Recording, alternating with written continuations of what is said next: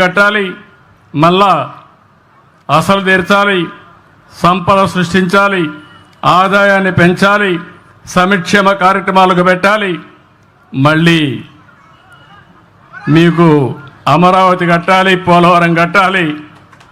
అదే సమయంలో ఏవైతే నేను చెప్పానో సూపర్ 6 కూడా అమలు చేయాలి. ఇది కొంచెం కష్టమైన పనే, కానీ ఇష్టంగా పనిచేస్తున్నా.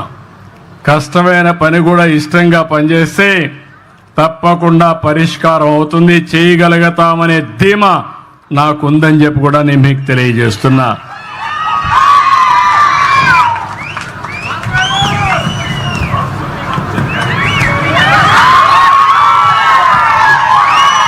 ఇక్కడికి వచ్చినప్పుడు మిగిలిన విషయాలు నేను మళ్ళీ మాట్లాడతా. ఇక్కడికి వచ్చినప్పుడు ఈ ఊర్లో 1073 కుటుంబాలు ఉన్నాయి. నేను ఒక విషయం మీకు చెప్పాను, ఇక్కడ మార్గదర్శులు ఉన్నారు.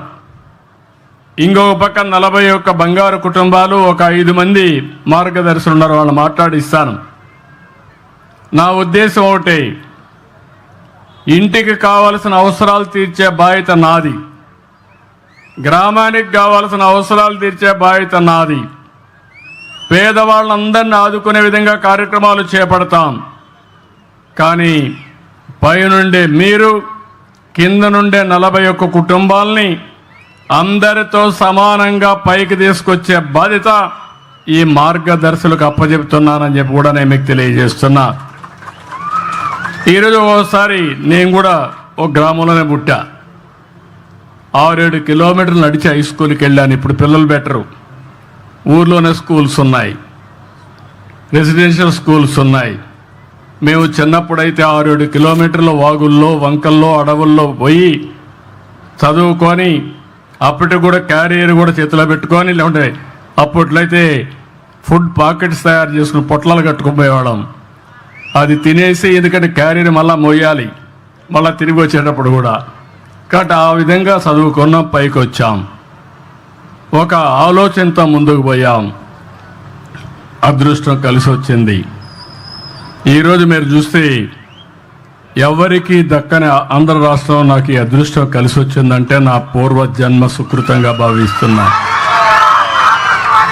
మీకు సేవ చేసే అవకాశం రావడం. అయితే నేను ఆ రోజు కొన్ని పబ్లిక్ పాలసీస్లో మీరు ఒక్కసారి గుర్తుపెట్టుకోవాల్సింది, ఒక నాయకుడు దూరదృష్టితో ఆలోచిస్తే ఆ జాతి బాగుపడుతుంది. ఒక నాయకుడు విధ్వంసంతో అస్వదృష్టితో ఆలోచిస్తే ఆ రాష్ట్రం సర్వనాశనం అయిపోతుంది. అందుకే నేను 25 సంవత్సరాల కంటే ముందు ఇదే మార్గం మీటింగులో చెప్పేవాడిని. ఆ రోజు 2 విషయాలు ఎక్కువ మాట్లాడేవాడిని. ఒకటి కుటుంబ నియంత్రణ అని చెప్పేవాడిని. నా మాట నమ్మారు, జనాభా నియంత్రించారు. 2 పిల్లలంటే 2 పిల్లలకే పరిమితం అయ్యారు. తర్వాత డబ్బులు వచ్చే కొందికి 2 కూడా వద్దని ఒకరికి వచ్చారు. కొంతమంది ఒక్కరు కూడా వద్దు, హ్యాపీగా ఉంటాం, double income, no kids, let us enjoy అనే పరిస్థితికి వచ్చేసారు. ఇది మరీ ప్రమాదమైన పరిస్థితి ఇది. అందుకే ఇప్పుడు మళ్ళీ ప్రారంభించాను, నేనే ముఖ్యమంత్రిగా మళ్ళీ ప్రారంభించానంటే మీరు అర్థం చేసుకోవాలి.